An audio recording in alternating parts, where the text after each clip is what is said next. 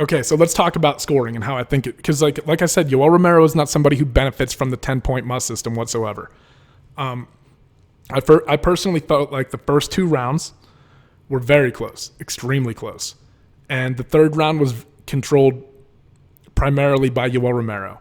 So let's talk about the issues with the current scoring system. Because when I look at this fight, I think that if you're going round by round, right, I can understand how you gave the first 2 rounds to Costa. I really can. He did some great body work. He looked really good. He was landing shots. He dropped Romero at different times. Romero dropped him. It was very back and forth.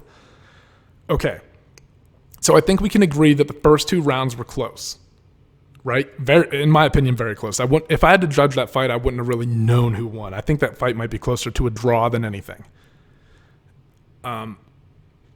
based on the current scoring system. So here's the problem with it, right? Yoel goes out and, in my opinion, dominates the third round. So even if you gave the first 2 rounds to Paulo Costa, you give him a 10-9 and a 10-9.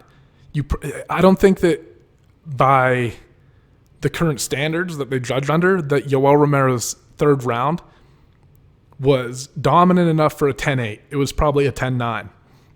So now you've got Costa up 2 rounds, 2 razor close rounds, but Yoel wins the third pretty decisively, the most decisive round of the fight, in my opinion. And not only that, it's towards the end of the fight.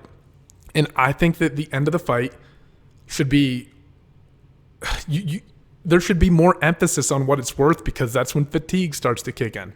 That's when guys start to get tired. That's when technique starts to fall apart. That's when guys make mental errors or when they give up positions. So to be able to fight through that towards the end of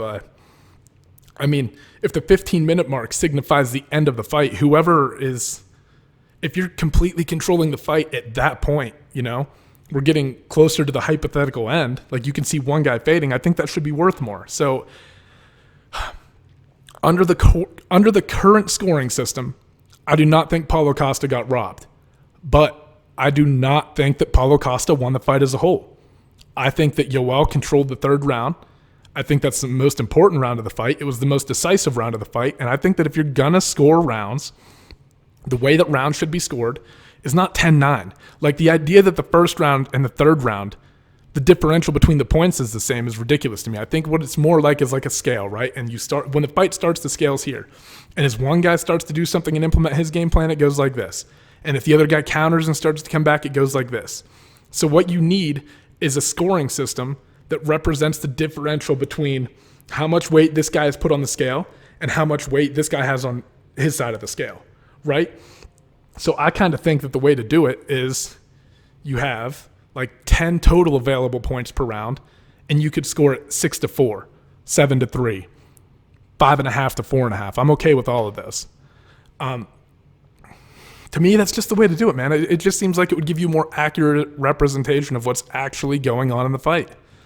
And I think that if we were scoring that fight using those rules, I would have went, even if you give the first 2 rounds to Costa, let's assume that you do, I would go 5.5, 4.5, 5.5, 4.5. So now you've got an 11-9 fight. But I think that, the third round for Romero might have been like 7-3, right? So now you've got Yoel Romero with 16, and Paulo Costa only earned 3 points on top of his 11, so it's 16-14 Romero. I just think that he, as a whole, he won the fight, but he didn't do enough in the first and second round under the current scoring system to secure the victory.